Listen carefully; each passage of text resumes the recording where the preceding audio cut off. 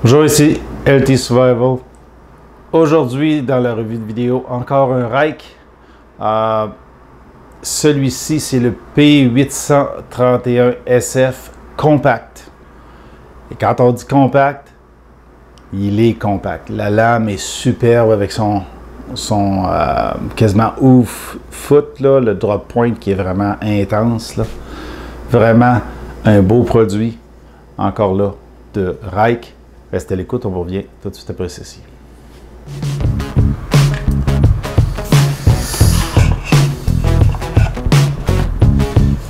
C'est le Rike P. Comme vous avez vu, un autre couteau de Rike, une compagnie canadienne qui fabrique les couteaux en Chine, les importe au Canada pour les vendre ensuite. Donc, tous les prix sur le site internet sont en dollars canadiens. Je vous invite à le visiter parce que pour les collectionneurs, c'est pas du couteau chinois usuel. C'est vraiment de qualité. Et le seul défaut, je vais vous le montrer là, parce que là, il faut que je force comme un donné, il ne faut pas que je pousse sa barre pour réussir à ouvrir le flapper. Pas le flapper, mais le thumb stud. My God!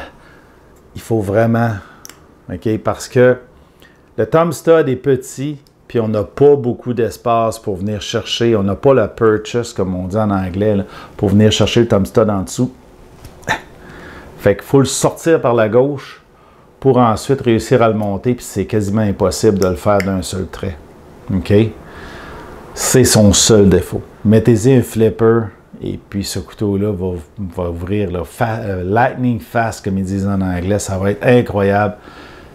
La detent ball est forte dessus. Tout est fort, tout est beau. La lame, hooves foot, un drop point là, il appelle ça hooves foot. Là, je dois en avoir un autre nom là, que je ne connais pas. Là. Et puis ça amène la pointe vraiment en bas du centre. C'est vraiment un couteau qui se porte bien en main, qui est très mince. OK?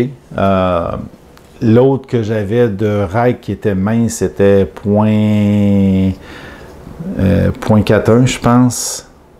Si je le mets en anglais, système anglais. Celui-ci est .35, OK, presque .4. L'arrière est un petit peu plus épais, .36. OK, il est vraiment fait là, un petit peu plus en angle. C'est un couteau qui est fait pour porter, comme on dit, en habit, là. En pantalon propre. Son seul défaut, c'est que le clip n'est pas deep carry. L'autre défaut que je pourrais, là, le clip n'est pas deep carry, ce qui fait qu'il va montrer un petit peu plus haut dans la poche. Là, je m'approche, je vous montre les détails. On va avancer les lumières en même temps. OK. Donc, on va commencer par le clip side. Est-ce que ma caméra va focuser? Oui. OK. On a un lanyard hole qui est vraiment à la fin des écailles. Les écailles étant coupées pour accueillir la pointe de la lame qui est dans la même forme là, quand je le plie. OK. Quand je le plie ici, on va se mettre du bon bord. OK, la lame vient tout juste se cacher à l'intérieur. OK, et elle ne va pas toucher au lanyard hole non plus. Les écailles sont sculptées, on le voit ici un petit peu. OK, ici. Et là, OK, je vais enlever ma main. Relief cut. Le clip aurait pu être droit. Il aurait carrément pu faire un clip comme sur mon autre, utiliser peut-être même le même. En le mettant droit, c'est sûr que ça enlève du style au couteau. Ici, c'est l'over travel disc, là, le disque pour empêcher la barre de torsion de reculer trop ou pour barrer s'il est ouvert. OK. Si je rouvre mon couteau, je peux barrer carrément la barre de torsion. Encore là, il est monté sur ball bearing. OK. Très smooth à ouvrir si tu es capable de le flipper. Très compact. 4 pouces avec une lame de 4 pouces. Là. OK.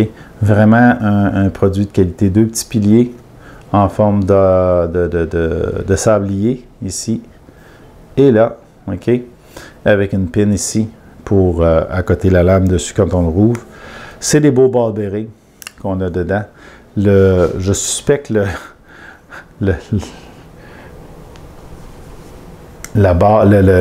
bearing de relief, là, celui qui nous permet d'ouvrir la lame, un petit peu trop puissant à mon goût.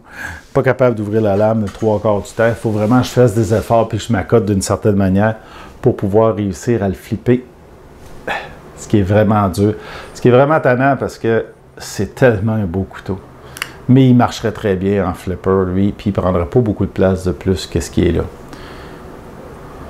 J'adore Rike. Vraiment, là.